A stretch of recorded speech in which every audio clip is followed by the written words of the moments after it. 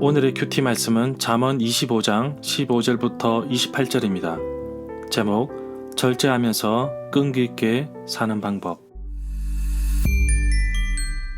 첫 번째 관찰입니다. 앞뒤 문맥 살펴보기.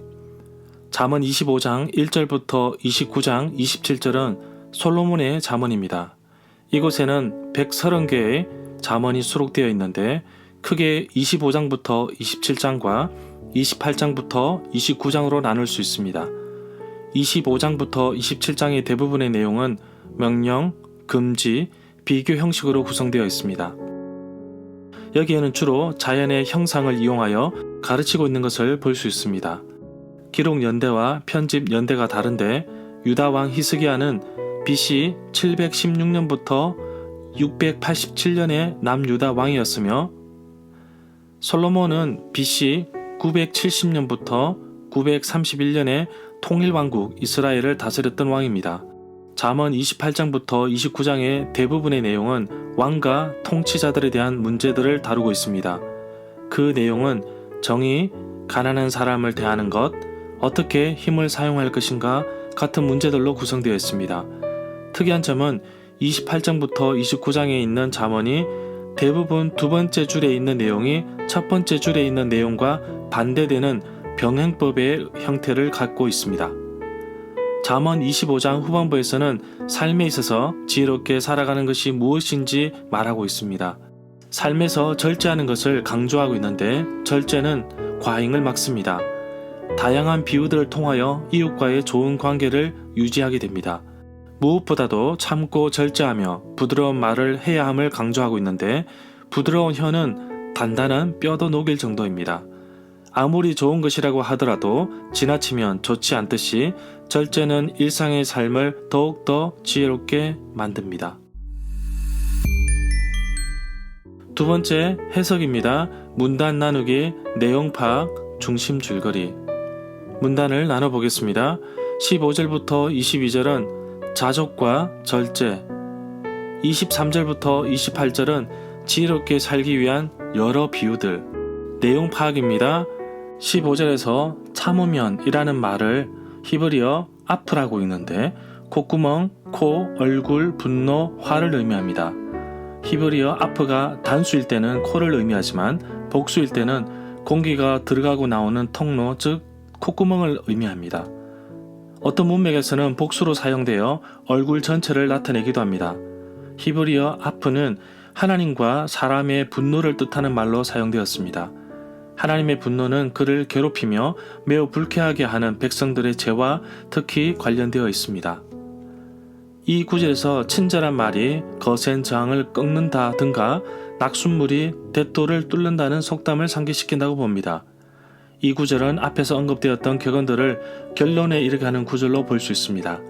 핵심 내용은 인내와 온순함의 중요성입니다.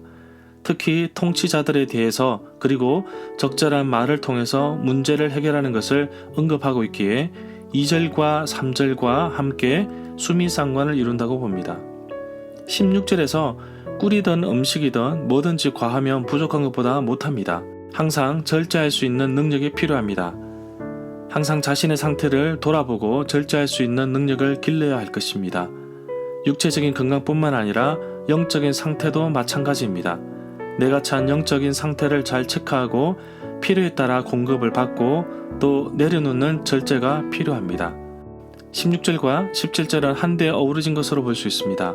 너무 자주 찾아가면 꿀을 너무 많이 먹는 것처럼 좋지 않다고 말씀합니다. 그렇기 때문에 그렇게 하지 말 것을 말씀하시면서 족할 만큼, 괜찮을 만큼, 알맞은 만큼이라는 뜻으로 해석할 수 있습니다. 그러나 실컷이라는 뜻은 아니라고 봅니다. 18절부터 22절에서 이웃과의 갈등과 해결을 의미한다고 봅니다. 자신의 이웃에 대한 바른 자세를 설명하는데 이웃과 올바른 삶을 살아야 합니다. 그런데 오늘날 우리는 이웃에 누가 사는지 그조차 모르는 경우들이 많습니다. 이웃과 잘 지낼 때 그만큼 전도도 쉽게 되는 것입니다. 내가 힘들 때 나를 도와줄 수 있는 사람들도 바로 이웃입니다. 21절에서 이웃과의 관계에 있어서 불화를 해결하는 최선의 방법을 제시한다고 봅니다. 16절에서는 과식 또는 탐심에 대해서 지적하였다면 이 구절에서는 음식을 적극적으로 나눠주는 행위가 문제 해결 방법으로 제시되고 있습니다. 23절에서 비를 몰고 오는 차가운 북풍이 부는데 중상하는 혀에 예기치 않는 나쁜 악을 묘사하고 있습니다. 팔레스타인에서 비는 주로 서풍과 결부되는데 그래서 이스라엘 사람들은 비를 기다릴 때 서풍을 기대했습니다. 차가운 북풍이 불면 하늘은 맑았습니다. 그래서 북풍을 동반한 비는 예기치 않는 숨겨진 것으로 묘사하고 있는데 감추어진 중상과 비방은 마치 북풍을 동반한 비처럼 예기치 않는 큰 타격을 준다고 봅니다. 28절에서 자제력이 부족하여서 얻어지는 결과를 비유적인 이미지에 의해 23절부터 27절과 연결이 된다고 봅니다. 고대 성벽은 외부의 적으로부터 방어하는 데 사용되었습니다. 성벽이 없다는 것은 침략자들에게 노출되었다는 의미로 봅니다. 잠언 25장의 마지막 절로서 자기 마음 곧 자신의 모든 욕망과 감정을 다스리지 못하는 것을 마치 무너진 성벽에 비유하고 있는 것입니다. 핵심 내용과 중심 줄거리는 네이버 블로그에 올려져 있습니다. 세 번째 적용입니다. 내게 주시는 교훈. 오래 참으면 관은도 설득할 수 있고 부드러운 혀는 아주 단단한 뼈도 깎을 수 있다고 말합니다. 누가복음 18장에서 예수님께서 기도에 대해서 말씀하시면서 과부가 지속적으로 자신의 요구를 말할 때 들어준다는 이야기를 하고 있습니다. 기도이든지 자신의 소원함이든지 참고 기다림이 필요합니다. 기도는 인내를 요구하지만 여전히 나는 성격이 급한 것 같습니다. 하나님의 때보다 당장 지금 이 순간에 기도가 이루어지기를 바라고 있는데 조용히 하나님의 뜻을 기다리며 기도가 응답되기 위해 나 자신을 절제하는 부분도 필요함을 절실하게 느낍니다. 부드러운 혀 역시 단단한 뼈도 꺾일 수 있다는 정도로 힘을 가졌습니다. 그러기에 혀를 조심해야 합니다. 한 사람을 살릴 수도 있지만 죽일 수도 있기 때문이지요. 오늘 하루도 내가 내뱉은 말과 행동 속에서 절제의 미를 찾도록 노력하겠습니다.